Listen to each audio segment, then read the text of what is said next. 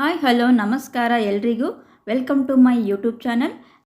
ನಾನಿವತ್ತು ಸಬ್ಬಕ್ಕಿ ಖೀರ್ ಮಾಡ್ತಾಯಿದ್ದೀನಿ. ಮಹಾಶಿವರಾತ್ರಿ ಹಬ್ಬದ ಪ್ರಯುಕ್ತ ನಾನು ಈ ಸಬ್ಬಕ್ಕಿ ಖೀರನ್ನು ನಿಮ್ಮ ಜೊತೆ ಶೇರ್ ಮಾಡ್ತಾಯಿದ್ದೀನಿ.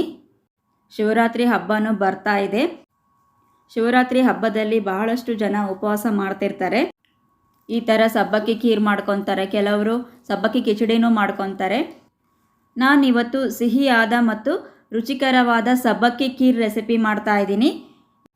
ಇದು ಬಹಳ ಸುಲಭವಾಗಿ ಮಾಡ್ಕೋಬೋದು. ಇದಕ್ಕೆ ಜಾಸ್ತಿ ಇಂಗ್ರೀಡಿಯೆಂಟ್ಸ್ ಏನೂ ಬೇಕಾಗಲ್ಲ. ಸಬ್ಬಕ್ಕಿ ನೆನೆಸ್ಕೊಂಡು ರೆಡಿಯಾಗಿದ್ದರೆ 3-4 ನಿಮಿಷದಲ್ಲೇ ಈ ಸಬ್ಬಕ್ಕಿ ಖೀರನ್ನ ರೆಡಿ ಮಾಡ್ಕೋಬೋದು. ಹಾಗಿದ್ರೆ ತಡ ಯಾಕೆ, ಮಾಡಲು ಬೇಕಾಗಿರುವ ಇಂಗ್ರೀಡಿಯೆಂಟ್ಸ್ ನೋಡೋಣ. ಅರ್ಧ ಕಪ್ ಸಬ್ಬಕ್ಕಿ ಬೌಲ್ಗೆ ಹಾಕ್ಕೊಂಡು ಚೆನ್ನಾಗಿ ತೊಳಿತಾ ಇದ್ದೀನಿ. ನಾನಿಲ್ಲಿ ದಪ್ಪವಾದ ಸಬ್ಬಕ್ಕಿ ಯೂಸ್ ಮಾಡ್ತಾಯಿದ್ದೀನಿ. ಸಣ್ಣವಾಗಿರೋ ಸಬ್ಬಕ್ಕಿಯಿಂದನೂ ಮಾಡ್ಕೋಬಹುದು. 2 ಸಾರಿ ಚೆನ್ನಾಗಿ ತೊಳೆದಿಟ್ಕೊಂಡಿದ್ದೀನಿ.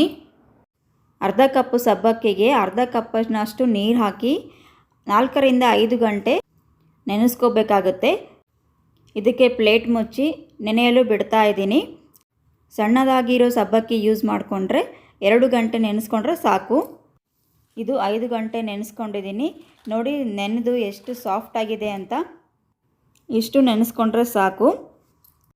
ನಾನಿಲ್ಲಿ 1.5 ಕಪ್ನಷ್ಟು ಹಾಲು ಬಿಸಿ ಮಾಡಿ ಇಟ್ಕೊಂಡಿದ್ದೀನಿ. ಅರ್ಧ ಕಪ್ಪಿನಷ್ಟು ಸಕ್ಕರೆ, 2 ಟೇಬಲ್ ಸ್ಪೂನಷ್ಟು ತುಪ್ಪ, ಅರ್ಧ ಟೇಬಲ್ ಸ್ಪೂನಷ್ಟು ಏಲಕ್ಕಿ ಪುಡಿ, ಸ್ವಲ್ಪ ಡ್ರೈ ಫ್ರೂಟ್ಸ್ ಕಟ್ ಮಾಡಿ ಇಟ್ಕೊಂಡಿದ್ದೀನಿ. ಈಗ ಹೇಗೆ ಮಾಡೋದು ಅಂತ ನೋಡೋಣ. ನಾನಿಲ್ಲಿ 1.5 ಕಪ್ನಷ್ಟು ಹಾಲು ಹಾಕ್ಕೊಂಡು ಕುದಿಯಲು ಇಟ್ಕೊತಾ ಇದ್ದೀನಿ. ಅರ್ಧ ಕಪ್ಪಷ್ಟು ಸಾಬುದಾನ ತೊಗೊಂಡಿರೋದ್ರಿಂದ 1.5 ಕಪ್ನಷ್ಟು ಹಾಲು ಹಾಕ್ಕೊತಾ ಇದ್ದೀನಿ. ಕಾಯಿಸಿ ತಣ್ಣಗಾಗಿರೋ ಹಾಲು ಯೂಸ್ ಮಾಡ್ತಾ ಇದ್ದೀನಿ.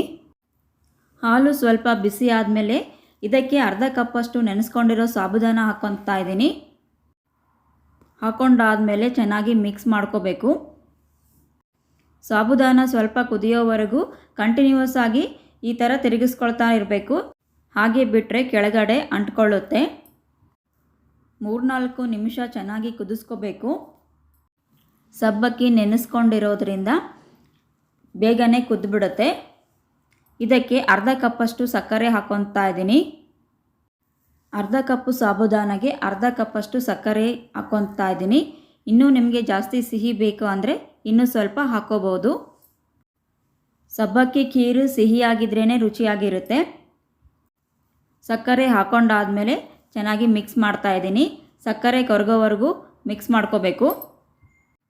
ಸಕ್ಕರೆ ಕರಗಿದೆ. ಇದಕ್ಕೆ ಅರ್ಧ ಟೇಬಲ್ ಸ್ಪೂನಷ್ಟು ಏಲಕ್ಕಿ ಪುಡಿ ಹಾಕ್ಕೊತಾ ಇದ್ದೀನಿ. ಸಬ್ಬಕ್ಕಿ ಮತ್ತು ಹಾಲಿನ ಜೊತೆ ಚೆನ್ನಾಗಿ ಮಿಕ್ಸ್ ಆಗಬೇಕು. ಇದನ್ನು 2 ನಿಮಿಷ ಕುದಿಸ್ಕೊಂಡ್ರೆ ಸಾಕು. ಇದು ಕುದಿಯೋಷ್ಟರಲ್ಲಿ ತುಪ್ಪದಲ್ಲಿ ಡ್ರೈ ಫ್ರೂಟ್ಸ್ ಹಾಕ್ಕೊಂಡು ಒಗ್ಗರಣೆ ಹಾಕ್ಕೊಳ್ಳೋಣ. 2 ಟೇಬಲ್ ಸ್ಪೂನ್ ತುಪ್ಪ ಹಾಕ್ಕೊಂಡಿದ್ದೀನಿ. ತುಪ್ಪ ಬಿಸಿ ಆದಮೇಲೆ ಸ್ವಲ್ಪ ಡ್ರೈ ಫ್ರೂಟ್ಸ್ ಹಾಕ್ಕೊತಾ ಇದ್ದೀನಿ. ನಿಮಗೆ ಯಾವ ಡ್ರೈ ಫ್ರೂಟ್ಸ್ ಇಷ್ಟನೋ ಆ ಡ್ರೈ ಫ್ರೂಟ್ಸನ್ನು ಹಾಕೋಬೋದು. ನಾನಿಲ್ಲಿ ಬಾದಾಮಿ, ಪಿಸ್ತಾ ಮತ್ತು ಕಲ್ಲಂಗಡಿ ಹಣ್ಣಿನ ಬೀಜ ಹಾಕ್ಕೊಂಡಿದ್ದೀನಿ. ಇದನ್ನು ಚೆನ್ನಾಗಿ ತುಪ್ಪದಲ್ಲಿ ಮಿಕ್ಸ್ ಮಾಡಿ ಸ್ವಲ್ಪ ಕೆಂಪಾಗೋವರೆಗೂ ಫ್ರೈ ಮಾಡ್ಕೊತಾ ಇದ್ದೀನಿ. ಈ ಥರ ಸ್ವಲ್ಪ ಫ್ರೈ ಆದಮೇಲೆ ಇದನ್ನು ಸಬ್ಬಕ್ಕಿ ಖೀರಿಗೆ ಹಾಕ್ಕೊತಾ ಇದ್ದೀನಿ. ಹಾಕ್ಕೊಂಡಾದಮೇಲೆ ಚೆನ್ನಾಗಿ ಮಿಕ್ಸ್ ಮಾಡ್ತಾ ಇದ್ದೀನಿ. ನಿಮಗೆ ಇನ್ನೂ ಸ್ವಲ್ಪ ತೆಳುವಾಗಿ ಬೇಕು ಅಂದರೆ ಹಾಲನ್ನು ಬಿಸಿ ಮಾಡಿಕೊಂಡು ಹಾಕೋಬಹುದು. ನಾನು ಜಾಸ್ತಿ ತೆಳ್ಳಗೆ ಮತ್ತು ಜಾಸ್ತಿ ಗಟ್ಟಿಯೂ ಮಾಡ್ಕೊಂಡಿಲ್ಲ. ಈ ಕನ್ಸಿಸ್ಟೆನ್ಸಿಯಲ್ಲಿ ಮಾಡ್ಕೊಂಡಿದ್ದೀನಿ. ನೋಡಿ ಖೀರ್ ಎಷ್ಟು ಚೆನ್ನಾಗಿ ರೆಡಿಯಾಗಿದೆ ಅಂತ. ಹಾಲಿಗೆ ಮೊದಲು ಸಬ್ಬಕ್ಕಿ ಹಾಕ್ಕೊಂಡು ಕುದಿಸ್ಕೊಂಡಾದಮೇಲೆ ಸಕ್ಕರೆ ಹಾಕ್ಕೋಬೇಕು. ಮೊದಲಿಗೆ ಸಕ್ಕರೆ ಹಾಕ್ಕೊಂಡು ಆಮೇಲೆ ಸಬ್ಬಕ್ಕಿ ಹಾಕ್ಕೊಂಡು ಕುದಿಸ್ಕೊಂಡ್ರೆ ಸಬ್ಬಕ್ಕಿ ಸಾಫ್ಟ್ ಆಗೋದಿಲ್ಲ. ಸಿಹಿಯಾದ ಮತ್ತು ರುಚಿಕರವಾದ ಸಬ್ಬಕ್ಕಿ ಖೀರ್ ನೀವು ಟ್ರೈ ಮಾಡಿ ಮತ್ತು ಕಮೆಂಟ್ ಮಾಡಿ ತಿಳಿಸಿ ಹೇಗಿದೆ ಅಂತ. ಈ ರೆಸಿಪಿ ನಿಮಗೆ ಇಷ್ಟ ಆದರೆ ಲೈಕ್ ಮಾಡಿ, ಶೇರ್ ಮಾಡಿ. ಯಾರಾದರೂ ಹೊಸದಾಗಿ ನನ್ನ ಚಾನಲ್ ನೋಡ್ತಿದ್ರೆ ಈಗಲೇ ಸಬ್ಸ್ಕ್ರೈಬ್ ಮಾಡಿಕೊಂಡು ಬೆಲ್ ಐಕನ್ನ ಕ್ಲಿಕ್ ಮಾಡಿದರೆ ನಿಮಗೆ ವಿಡಿಯೋ ನೋಟಿಫಿಕೇಷನ್ ಬರುತ್ತೆ. ಮತ್ತೆ ಸಿಗ್ತೀನಿ ಮತ್ತೊಂದು ರೆಸಿಪಿಯಲ್ಲಿ. Thanks for watching.